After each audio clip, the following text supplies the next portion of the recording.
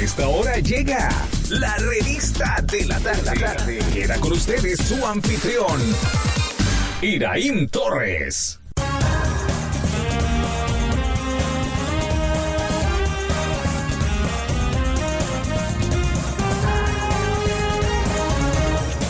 Bendiciones, sean bienvenidos a una selección de lo mejor de la revista de la tarde. Un programa de participación donde se tocaban temas enfocados a la familia, preguntas de participación para los oyentes, secciones de interés como sabías que, las efemérides del día e invitados que hacían ciertamente de la revista de la tarde un programa ameno durante 2 horas de lunes a viernes, y les proponemos a nuestros amigos oyentes escuchar una selección de aproximadamente 30 minutos de lo mejor de la revista de la tarde. Y como siempre digo, yo no estoy solo. Aquí conmigo está Jenny Caro. Jenny, buenas tardes. ¿Qué tal? ¿Cómo está? Buenas tardes, Iraín. De lo más bien. ¿Cómo tú estás? ¿Cómo la has pasado el fin de semana? Yo encantada de la vida. Sí, usted me comentó que la pasó muy bien. Muy bien. Muy bueno, contenta, apoyando siempre. Entonces, la familia radial, ¿cómo la pasaría? Veremos en el transcurso del programa a emprender este nuevo viaje de casi 2 horas. Claro, hasta hoy. Bueno, y tendremos al pastor Eddie Pérez junto a nosotros. Más adelante nos estará acompañando aquí en el programa, en la revista de la tarde. No sé en este momento si estaremos o no con el profesor Montes en su segmento Gotas del Saber. No sé, porque el productor hoy lo veo un poco medio turbio. Me dijo que creo que están arreglando ese estudio. Hubo algún problema con un micrófono, algo así. Estaban arreglando ese estudio y no íbamos a estar allá, pero no sé si vendrá hoy acá el profesor Montes. Bueno, por causas ajenas a la voluntad nuestra y del productor y de Montes y de todos, bueno, a lo mejor no puede estar en el estudio. Sí, pero a lo mejor no está en el estudio, pero puede estar aquí con nosotros. Pero puede estar aquí con nosotros, así que Montes, te esperamos con los brazos abiertos. ¿Y usted tiene lista la frase del día? Aquí tengo la frase de autor anónimo. Nada es imposible para nuestro Dios y tú podrás comprobarlo. Ora, cree, confía y tu vida será diferente. Ten fe y lo imposible será posible gracias a Dios. Adelante, la fe es muy imprescindible.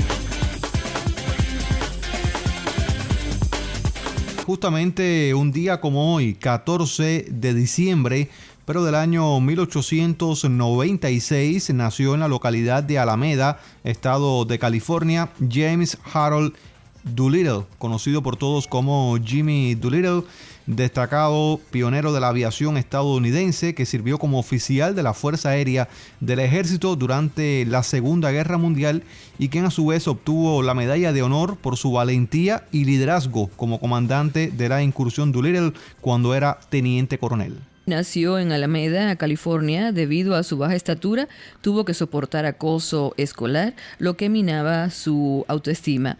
Para superar esta situación, aprendió a boxear, superando sus limitaciones físicas y, finalmente, haciéndose respetar. Esta etapa de su desarrollo, en que se supera y se reinventa a sí mismo, contribuiría más tarde en un destacable personalidad.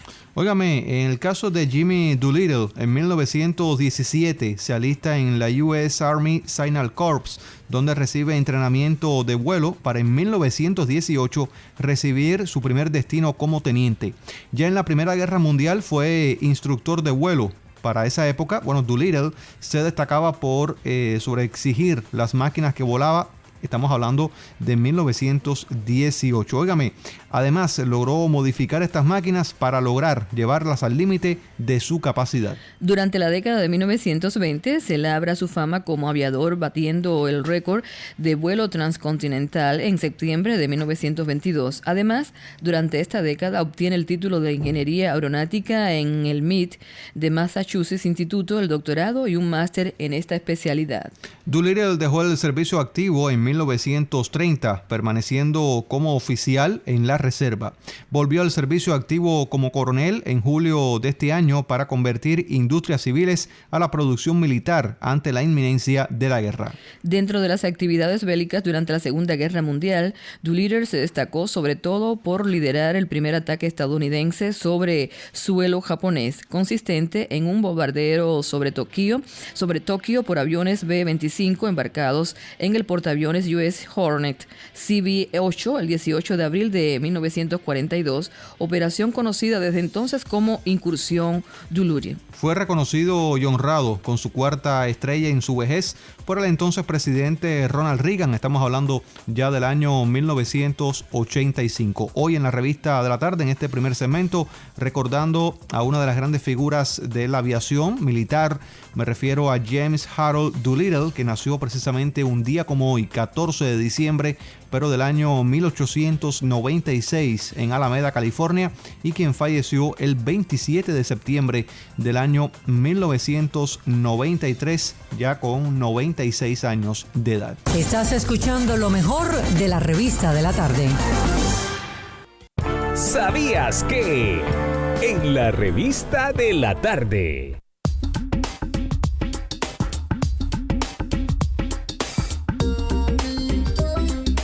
¿Sabías que según una leyenda china el paraguas fue inventado por Lu Mei, una joven que había retado a su hermano a idear algo que les protegiese de la lluvia? En una noche Lu Mei construyó un bastón del que pendían 32 varillas de bambú cubiertas de tela. Lo cierto es que el paraguas ya existía en China en el siglo XI a.C.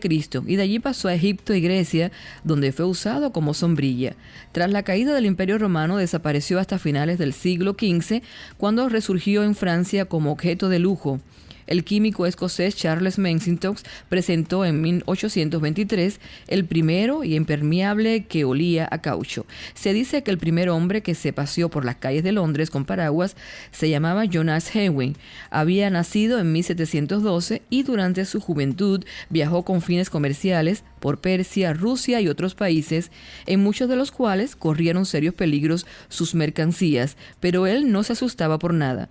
Habiendo observado cuán inapreciables servicios prestaba a los hombres el paraguas en aquellas regiones, resolvió utilizarlo en Inglaterra como medio de protección contra las inclemencias del tiempo. Y así, cuando ya contaba 38 años de edad, abrió el primer paraguas usando por hombre alguno en calles de Londres, el único que la estaba utilizando en esos momentos. Antes de que naciera él, las mujeres usaban ya sombrilla para protegerse del sol, pero hasta entonces se la había considerado como una prenda del exclusivo uso de las damas. Por eso se burlaron de Henry los londinenses al verlo por primera vez con el paraguas. Era ridículo, decían, que usase un hombre una prenda de mujer, y mientras las personas más graves se contentaban con reírse de él, la mandíbula batiente, así decían, los muchachos le arrojaban coles, zanahorias, huevos podridos y otros proyectiles por el estilo, haciéndole imposible la existencia tan solo por usar el paraguas. Bueno, ¿qué les parece? Lo conoció acá en la revista de la tarde, de Vida 1080. Y esos temas, claro, hoy no vamos a tocar ese tema con el pastor, ¿no? Pero ese tema de los hombres que usan sombrilla, los hombres pueden o no usar sombrilla, las mujeres no pueden usar paraguas, solamente sombrilla. Bueno, no en fin, tiene nada que ver que use sombrilla, porque si se tiene que tapar. Y si usted acaba de llegar ahora a la sintonía, sí, tenemos hoy acá al pastor Eddie Pérez junto a nosotros. Pastor, mire, uno de los temas que yo quería aprovechar su presencia en el programa tiene que ver con, no sé si decir una leyenda o decir unos conceptos, ¿no? Que a veces tienen las personas de los cristianos. Y uno de los conceptos que en ocasiones se maneja es que los cristianos no beben ningún tipo de bebida alcohólica. O sea, no toman ninguna bebida alcohólica. Que no se ve bien que un cristiano se tome una copa de vino o se tome una cerveza. ¿Qué cree usted? Bueno, este es un tema espinoso, vamos a decir. Es un tema controversial. Es un tema en que muchas iglesias, hay muchas denominaciones, hay muchas formas de interpretar la escritura. Y te encuentras personas en muchos... ¿Cómo te puedo decir? En diferentes posiciones que todas justifican su posición. Algunos te dicen que no, que los cristianos no deben tomar absolutamente nada. A mí me han dicho que ni siquiera deben tener en la casa una botella de bebida vino. o una botella de vino. Y por otra parte te encuentras grupos, como por ejemplo algunos grupos mesiánicos, que sencillamente te dicen que sí, que por qué no. Lo interesante es que cada uno de estos grupos tiene o sea, justifica o tiene su base bíblica en la Escritura para justificar si debe o no tomar. Yo lo primero que quiero decirte es que tenemos que estar claros de que porque tomes o no tomes, eso no va a determinar la salvación. La salvación la determina si creemos o no creemos en Jesucristo. Es lo fundamental. Esto es como el dinero. Yo diría que el dinero, hay personas que consideran que es malo y hay personas que consideran que no es malo. Hay iglesias que se sienten orgullosas de su pobreza, mientras que hay otras iglesias que predican el evangelio de la prosperidad, diciendo que el dinero pues sencillamente habla de la relación espiritual que tengas con Dios.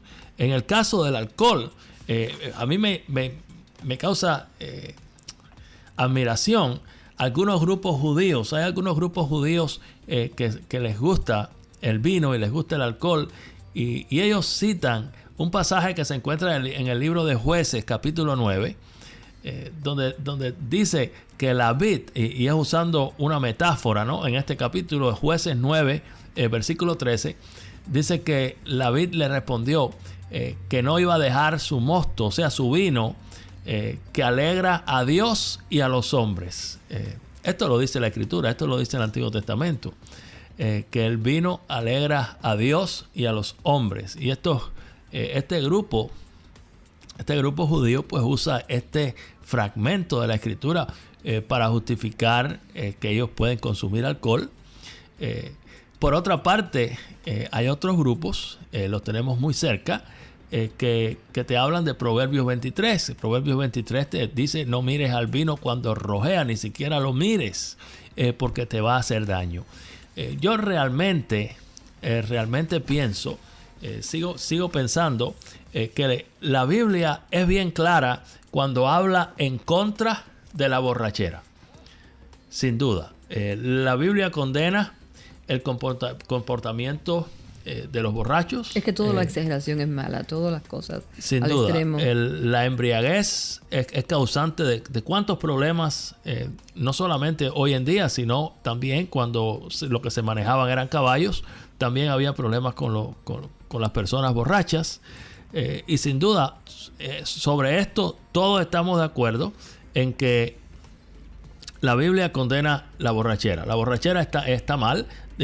Vuelvo de nuevo, no determina salvación, pero sí puede ser causante de muchas maldiciones.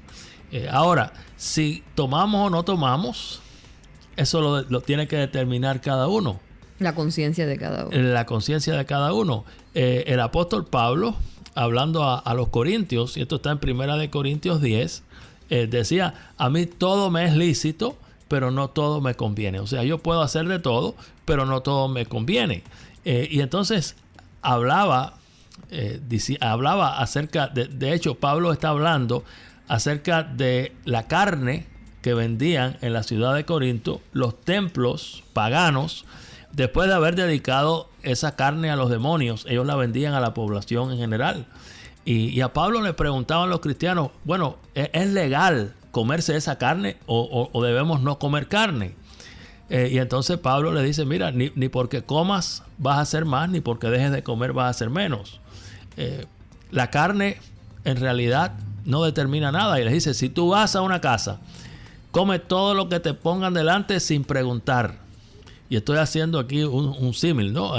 Cómete todo lo que te pongan delante sin preguntar. Estoy agradeciendo.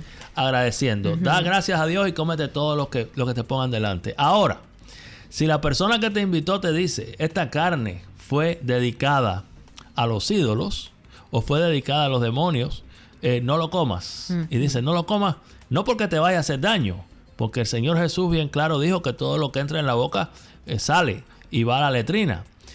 No te va a hacer daño, dice, sino por motivos de conciencia. Y dice Pablo, no la conciencia tuya, sino la conciencia del que te está mirando. Porque si alguno te ve a ti sentado en un lugar de ídolos, comiendo esa carne dedicada a los ídolos, aquella persona va a pensar que ir al lugar de los ídolos y participar en la ceremonia de los ídolos, pues es normal y es algo que puede hacer y es algo que debe hacer.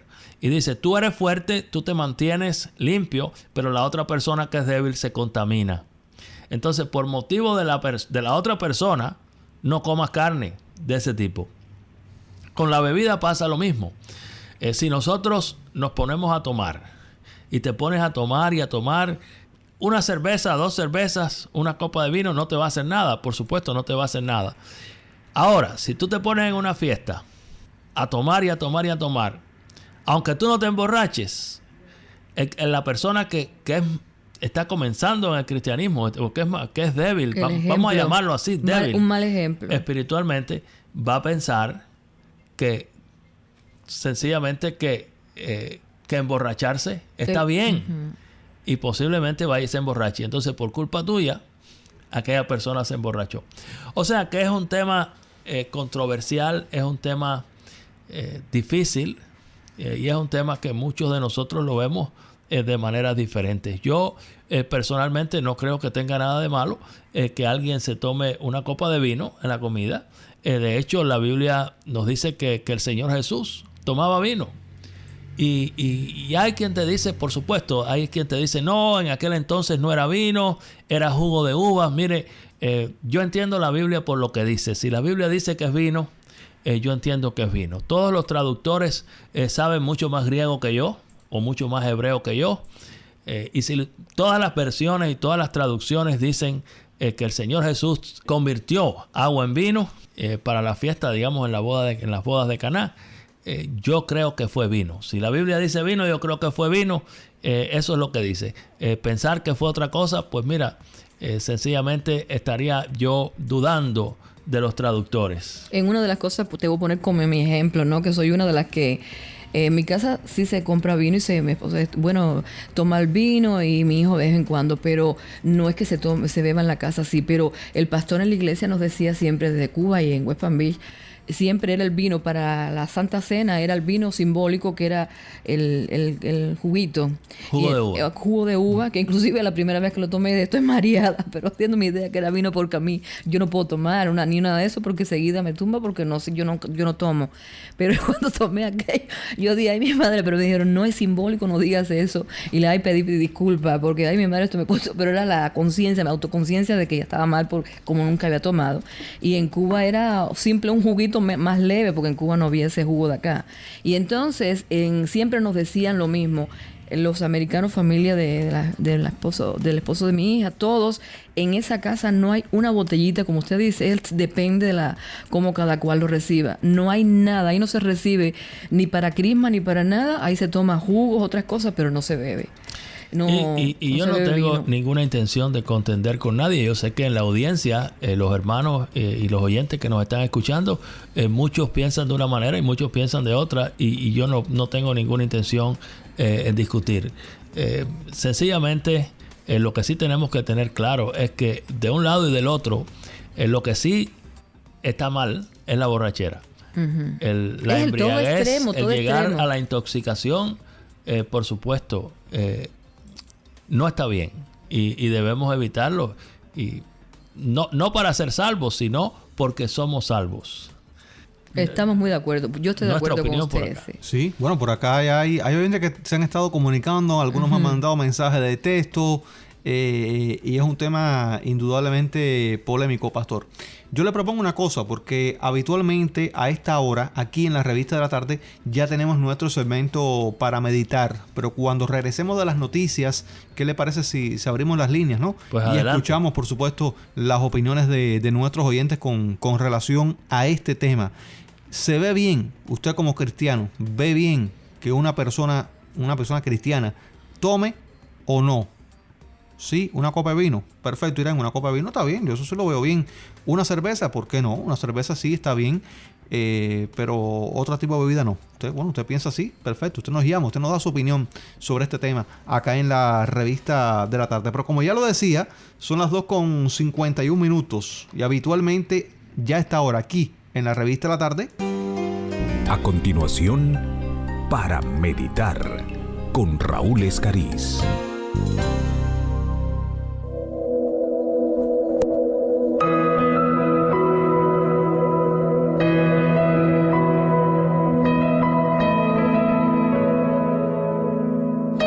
Hola amigos, para meditar hoy hablaremos de servir. Se cuenta la historia de un querido amigo y miembro de la iglesia que falleció luego de una larga vida de amor y servicio. En el funeral, sus hijos se levantaron uno por uno a contar historias referentes a su padre. Y pronto se pudo notar un tema en común, que su más singular y extraordinaria cualidad fue su voluntad para servir a otros, sin importar cuál fuera la necesidad. Era uno de esos hombres siempre dispuesto a tender una mano, hacer un favor, algún trabajo peculiar o simplemente ofrecer un transporte a alguien. Una de sus hijas mencionó que a donde quiera que se dirigía, llevaba consigo una caja de herramientas y un par de vestimentas de mecánico en el maletero del carro, por si acaso alguien necesitaba alguna reparación. Muchas veces cuando escuchamos la palabra coraje pensamos en actos heroicos en periodos de crisis. No obstante, en nuestra vida cotidiana no debemos pasar por alto la valentía de simplemente estar ahí. Las vidas cambian cuando con fidelidad proveemos para nuestras familias, cuidamos de los ancianos o prestamos atención a un amigo en dificultad. Persistir en hacer de este mundo un mejor lugar para vivir es definitivamente una expresión de coraje. Albert Schweitzer, el gran misionero cristiano, doctor y teólogo, fue una vez interrogado en una entrevista. Le pidieron que mencionara el nombre de una gran persona viva en la actualidad. De inmediato respondió: la persona más genial en el universo es aquel individuo incógnito que en este mismo instante ha acudido en amor a socorrer a otro. Mientras se desarrolla tu día, recuerda que podrías ser el héroe de alguien en este momento. En la tercera carta de Juan, capítulo 1, versículo 5, dice: amado, fielmente te conduces cuando prestas algún servicio a los hermanos, especialmente a los desconocidos.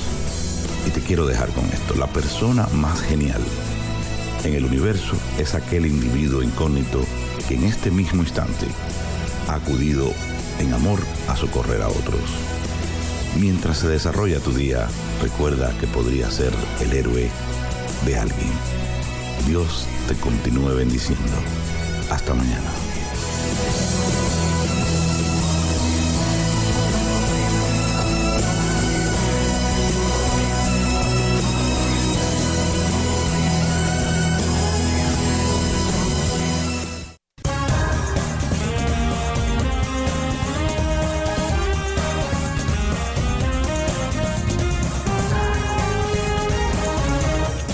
Así concluye esta selección de lo mejor de la revista de la tarde, y desde ya lo estamos invitando para que vuelva nuevamente a escucharnos a través de esta emisora para seguir compartiendo estos muy buenos momentos vividos en este programa, que en definitiva es el programa de la familia de nuestra emisora. Yo soy Iraín Torres, gracias por escucharnos y hasta la próxima.